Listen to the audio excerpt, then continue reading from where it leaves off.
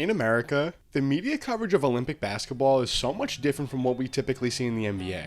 Most teams in the association usually have one or two faces who harbor most of the blame and praise. But with international play, the rosters have such an abundance of both talent and turnover that there has never been one singular leader associated with Team USA.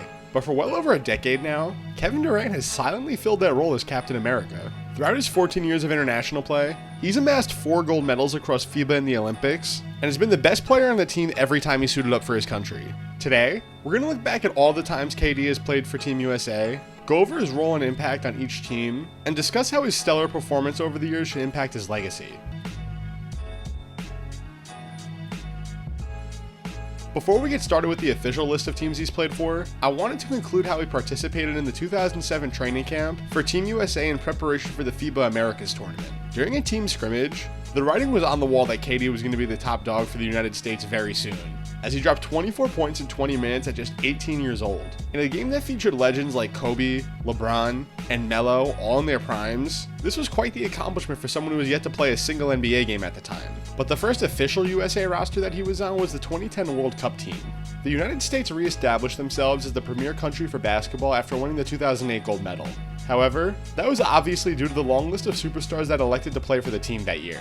But with the World Cup on the horizon in 2010, not a single member of the Redeem team elected to play. Given the fact that the USA hadn't won the World Cup in 16 years, many people questioned whether or not they'd be able to win it without the heavy hitters they had from a couple years prior. However, America had no such issues, as they dominated the competition, going 9-0 en route to a gold medal. And as I mentioned before, it wasn't like this team was loaded with superstar talent. It primarily consisted of young players before they reached their prime, like Westbrook, Derrick Rose, and Eric Gordon. On top of that, they only had 2 true big men on the team, with Tyson Chandler and Kevin Love. What pushed them over the top was Kevin Durant, who was by far the best player on the roster.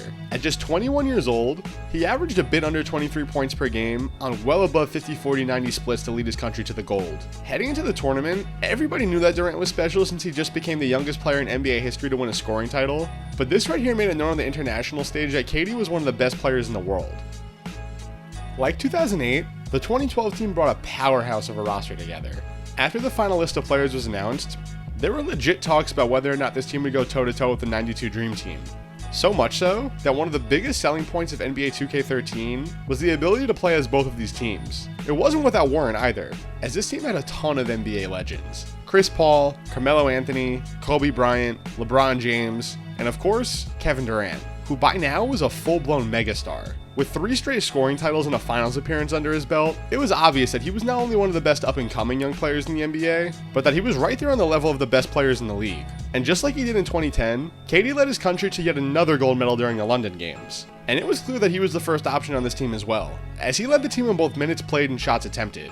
On top of that, he set a Team USA record with 156 points in the tournament, a record that still stands to this day. And even though this team won a perfect 8-0, they faced a major test against Spain in the gold medal game. In USA's closest Olympic final since they allowed pros to play, it was KD who was leading the way, as he scored 30 points to push his team over the top. So even on the biggest stage with guys like Kobe and LeBron who were proven champions at this point, it was once again Durant who was the alpha on this loaded team. While this section is about the 2016 Olympics, I have to first mention what happened during the 2014 World Cup, as that will provide major context for this part of the video. So during 2014, Durant was set to once again lead Team USA as they looked to repeat as FIBA World Cup champions. That roster was notably better than the 2010 rendition, as guys like Stephen Curry, Kyrie Irving, James Harden, and Paul George were all on the roster. But PG suffered a freak injury during a scrimmage that not only sidelined him for the entire tournament, but for almost all of the entire next season as well. This really startled Durant, who was already on the fence about dropping out due to him coming off a long season where he had to carry a heavy load with Westbrook missing a bunch of time. There's a really great documentary on YouTube about KD's 2014 offseason, and there's even a scene where he talks to Coach K on the phone and breaks this news to him. I'll put the link in the description if you guys want to check it out. But getting back to the topic at hand, nobody directly said it at the time, but this Paul George injury definitely led to the top players in the league passing on international play. When it was time for the 2016 games in Rio, the roster was much different compared to the previous 2 Olympic games. There weren't any true superstars on the team, as LeBron, Kawhi, Harden, and Steph were all missing. In fact, the only player who made an All-NBA first team in 2016 that was also on this team was DeAndre Jordan of all people. However, there was one player from the 2012 team that was coming back, and that was KD. Even though this was one of the more forgettable rosters that he was on during his time playing for Team USA, he had his most efficient tournament in 2016, mainly because he was absolutely on fire from three-point range, shooting an absurd 58% on almost 6 attempts a game. Of course, some of these threes were wide open looks due to Team USA's supreme talent, leading to the defense getting into rotation.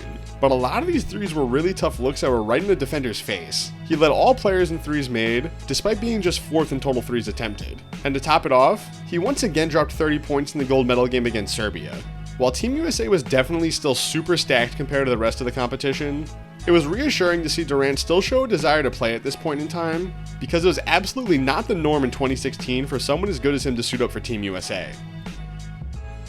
This was truly the legacy-defining moment for KD in international play. The original year for this Olympics was in 2020, but the pandemic caused him to get pushed back a year. And you have to remember that the 2021 NBA season both started and ended later than usual due to the bubble season ending in October. Because of this, the NBA playoffs ran well into the summer, not ending until July 20th. This was just 5 days before the Olympics started, so the United States had no form of regular training camp.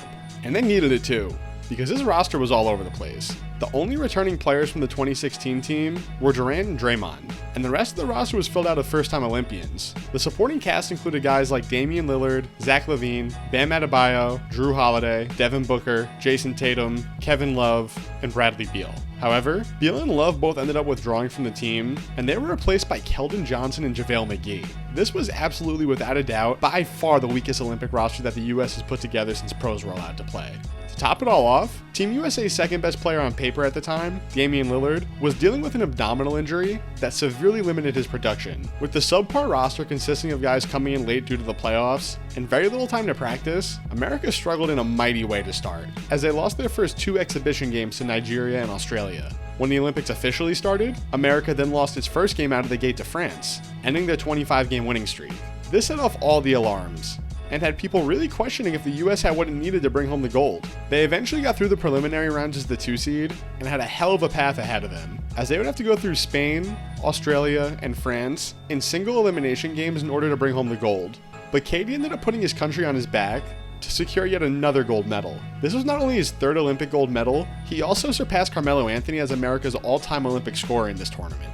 So this really sealed his case as a GOAT of international play. After looking at KD excelling with all of these teams with very different rosters, it really reaffirmed the notion that he's probably the easiest plug-and-play star of this generation, meaning that you can drop him on any team with any offensive system, and he'll quite simply find ways to produce. When he was on a stacked team like 2012, he was able to go off the ball and successfully get his numbers by spotting up. And when there was a lack of star power like 2020, he had no problem when the ball was put in his hands and was asked to create more for himself and others. While he certainly has some blemishes on his NBA legacy, I think we need to remember how incredible Durant has been in his entire international career. It's already clear that other countries are catching up as basketball grows across the world, and the overall field is going to likely be much more competitive in the coming decades. This is only going to make us look back at KD's resume of 4 total golds and a World Cup MVP in an even better light as time goes on. This time around, he's 35 years old and has missed pretty much all of training camp with a calf injury, so I'm not anticipating he'll have the same impact as years past. But regardless if he doesn't play at all in 2024 or is the best player on the team again, Kevin Durant's legacy is already solidified as the greatest of all time when it comes to international play. And that's all I have for you guys today. Let me know in the comments what your favorite Olympic basketball moment is, subscribe for more, and I'll see you guys in the next video.